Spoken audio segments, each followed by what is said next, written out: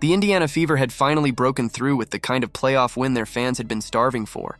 The kind of victory that should have been remembered for grit, heart, and a team's refusal to fold, even when injuries stacked the odds against them. Lexie Hull's game-sealing steal, Aaliyah Boston's commanding presence, Kelsey Mitchell's clutch shooting. These were the moments that deserved the spotlight. But instead of being celebrated, the night was hijacked by a bizarre confrontation that said more about the WNBA's dysfunction than anything happening on the court.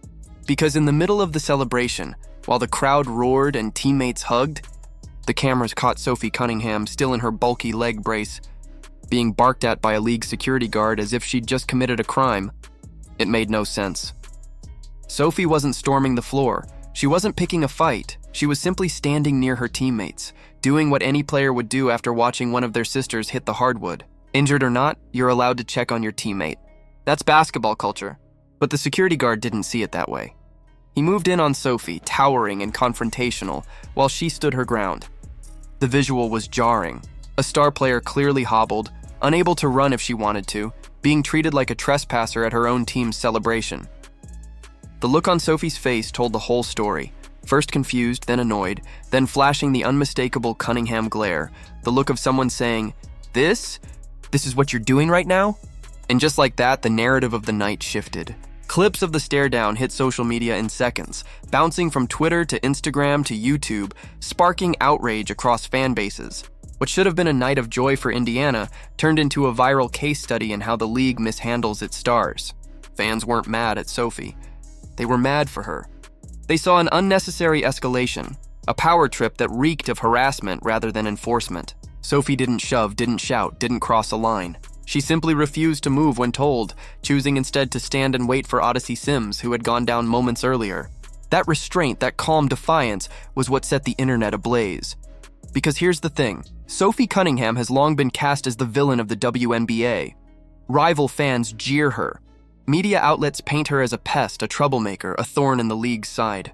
But what they don't talk about as loudly is the fact that Sophie trends nearly every time she touches the court. Her highlights rack up views, her interviews get clipped and replayed, and her fan base is among the most loyal in women's basketball. She's polarizing, yes, but she's box office.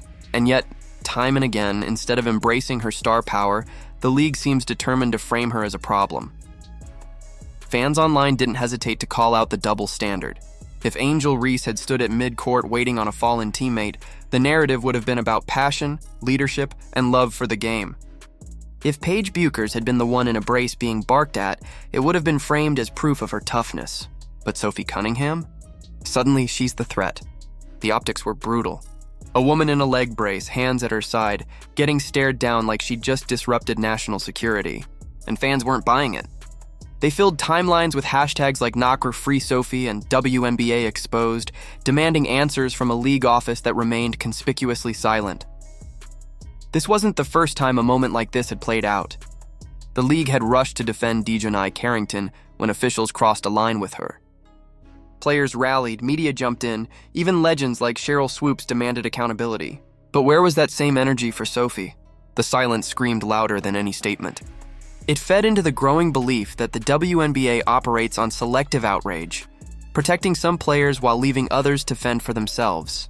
And when that pattern repeats, when Caitlin Clark gets hacked with no whistle, when Sophie gets vilified for doing nothing wrong, fans begin to lose faith not in the players, but in the institution. That's what made this latest episode so damaging. The Fever's playoff win should have been the kind of moment that builds momentum for the league.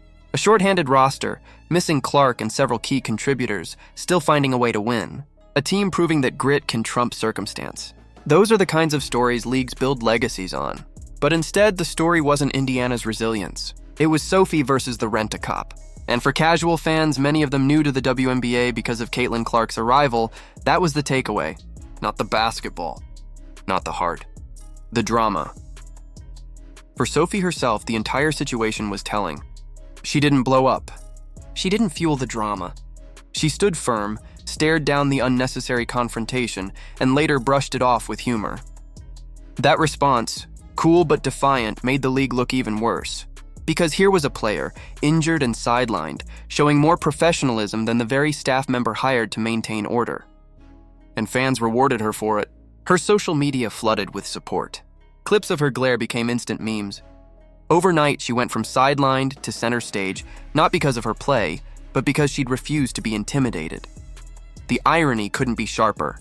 The WNBA says it wants growth, mainstream respect, and cultural relevance. Sophie Cunningham delivers all of that in spades. She draws attention, fuels debate, and keeps people talking long after the buzzer sounds. But instead of highlighting that energy, the league marginalizes it. They don't feature her in marquee promos. They don't push her in marketing campaigns. Instead, she gets treated like a nuisance, even in moments where she's done nothing wrong. And fans notice. They notice when Angel Reese's antics are framed as passion, while Sophie's composure is painted as defiance. They notice when Caitlin Clark gets shoved to the floor with no whistle, while other stars are cocooned in protection. And when they notice, they start asking questions the league can't answer. The fallout from this latest debacle has already stretched far beyond one game. It has become symbolic of everything fans accuse the league of: hypocrisy, favoritism, and a refusal to protect its most marketable stars. Instead of celebrating Indiana's triumph, people are mocking the WNBA for turning a playoff win into a PR disaster. Instead of replaying Lexie Hull's clutch steal, they're replaying Sophie's stare-down. Instead of praising resilience, they're calling for the commissioner's resignation. That's not the mark of a league on the rise. That's the mark of a league sabotaging itself. And yet, through it all, Sophie Cunningham remains exactly who she's always been. Outspoken, unapologetic, unafraid. She's not interested in fitting into the neat little boxes the league tries to build for its stars. She doesn't soften her edges to appease media narratives. She doesn't play the role of the polished mascot. She's Sophie, for better or worse, and that authenticity is why her fan base continues to grow. Every time the league tries to paint her as a villain, fans double down on their support. Every time she's singled out, her popularity spikes. She's not shrinking, she's rising, and it's happening in spite of the league's best efforts, not because of them. The truth is, the WNBA can't afford to keep making mistakes like this. They claim they want parity, growth, and mainstream relevance, but every time their biggest nights are overshadowed by nonsense, they undermine their own goals. Fans don't want to see their stars harassed by security or left unprotected by refs. They want to see them celebrated, elevated, and respected. That's how you build loyalty. That's how you keep the new audience Clark has brought in. But until the league learns that lesson, they'll keep finding themselves in the same place, explaining why a playoff win turned into a viral embarrassment. In the end, Sophie Cunningham's only crime was caring about her team. She wasn't rushing the floor, she wasn't instigating trouble, she wasn't crossing lines. She was standing there, injured, waiting for a teammate. And for that, she became the center of yet another controversy the WNBA never needed. The fans have already judged the moment. They see Sophie as the underdog hero who stood her ground, and they see the league as the aggressor who turned triumph into fiasco. And no matter how the league spins it, that perception is going to stick. Do you think Sophie is being unfairly singled out? Drop your thoughts in the comments. And if you want to see more breakdowns of the biggest controversies in women's basketball, make sure you like this video, subscribe to the channel, and turn on notifications so you never miss a story.